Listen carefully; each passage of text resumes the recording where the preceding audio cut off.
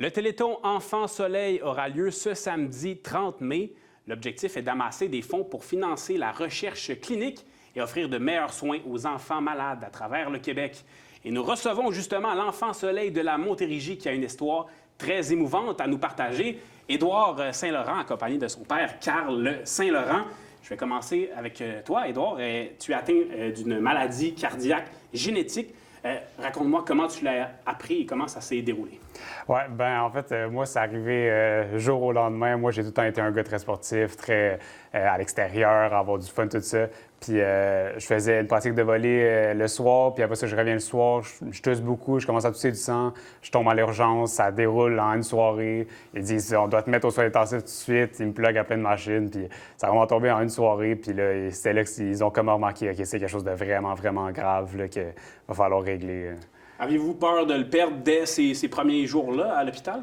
En fait, on le croit pas. Là, ton cerveau ne peut pas assumer ça. Puis lorsqu'on est arrivé à Sainte-Justine, puis on commençait à parler du cœur mécanique que moi, j'avais eu 7 ans avant, on leur disait, ben non, c'est une erreur, ça se peut pas, c'est impossible. Parce qu'à l'époque, moi, ils ne savaient pas c'était quoi ma maladie. C'était supposé être une maladie très rare qui n'existe pas.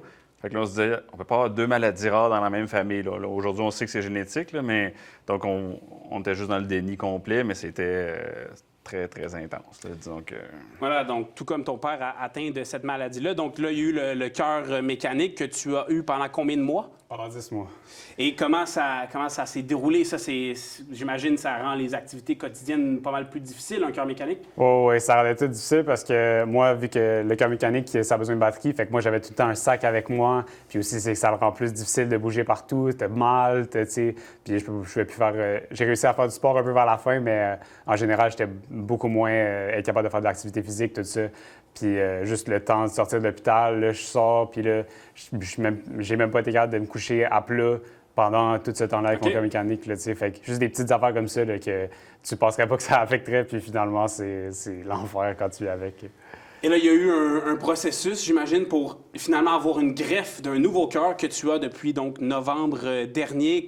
Racontez-moi là, comment vous avez traversé à travers plein d'émotions ce processus-là pour enfin avoir la greffe.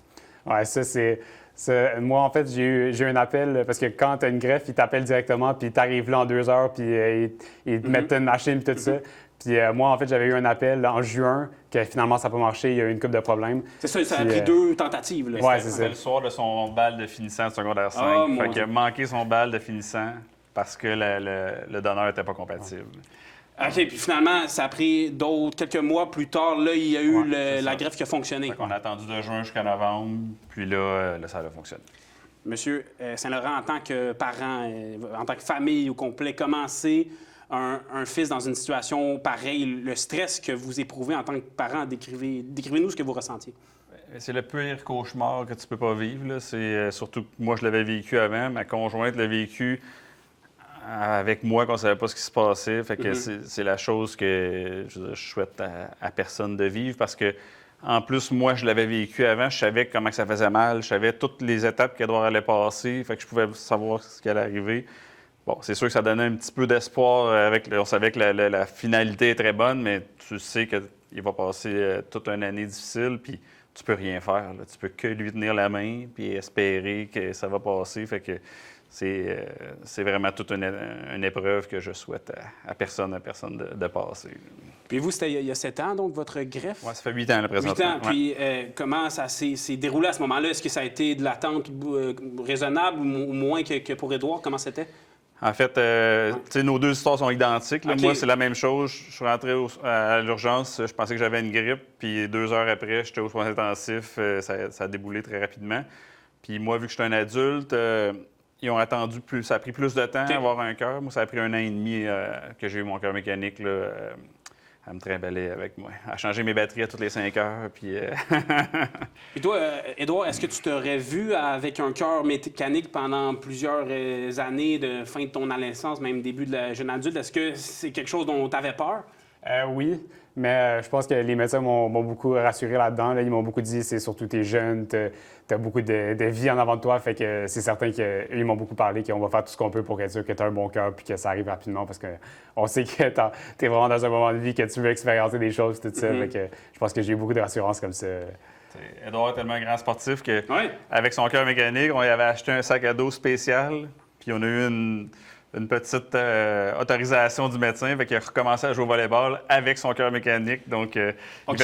il jouait pas, il faisait les pratiques, Ouais. mais il aime trop le sport, il est trop passionné, fait que ça y prenait ça pour son moral. Fait que même si c'était un peu dangereux pour sa santé physique, c'est tellement bon pour son moral que donc il était la vedette de jouer au volleyball. Il a même gagné le prix de résilience, sportif, ouais, résilience, ouais. de blessé. Fait que, Ben, c'est beau de voir vos sourires, voir que l'histoire a bien tourné parce que là, maintenant, plus de cœur mécanique, un véritable cœur. Comment se déroule la convalescence présentement? Ben moi, en fait, ça a pris 3 mois, puis j'étais pas mal rendu à la vie normale. là. Tu sais, En OK. ce moment, là, je suis Va comme bien. n'importe qui. là. Tu sais, Je prends une coupe de pilules de plus que d'autres, mais en général, là, je peux faire du sport, je m'en vais courir 2-3 fois par semaine, je peux travailler, je peux faire de l'école temps plein, puis tu sais, moi, je me vois vraiment comme un enfant normal maintenant. Là, tu sais, comme si j'aurais jamais eu ça. Ce qui reste toutes les deux, c'est qu'on est immunosupprimés. OK. Donc, pour le reste de notre vie, ben, il faut faire attention au virus, ces choses-là. Fait que c'est la chose qui va rester. Il faut faire attention.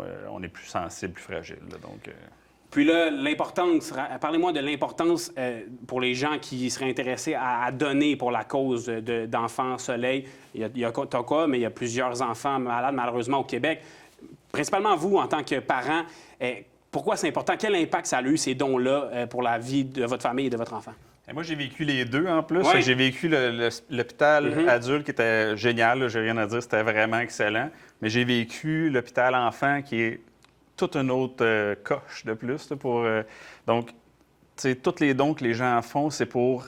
Souvent, ce qu'on voit d'Enfants Soleil, là, c'est pour améliorer ce qui n'est pas médical. Parce que le médical, oui, Enfants Soleil, il donne plein de machines, mais moi, ce que j'ai vu, c'est l'ambiance, les petites choses à côté, les places qu'on peut aller se reposer, les décors, tout ce qui fait que bien, on essaie de rendre ça un petit peu plus normal pour un enfant, d'être branché sur plein de choses. Fait qu'Enfants Soleil, c'est ça qu'ils font, ça humanise beaucoup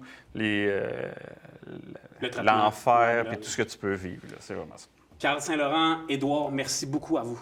Est-ce que tu me permets de juste remercier le donneur? Très, très rapidement, oui. Je veux juste parler de don d'organes. Donc, je voudrais remercier les 2 familles de moi et de mon garçon qui ont donné. Le don d'organes, c'est super important, puis vous voyez qu'est-ce que ça fait. Donc, c'est très important. Mais merci beaucoup à vous. Je rappelle, Merci. 30 mai, le Téléthon Enfants Soleil. Merci encore à vous. Merci. C'est donc complet pour l'émission. On se retrouve jeudi pour la dernière émission de la semaine, 17h. C'était Info Rive-Sud. À la prochaine.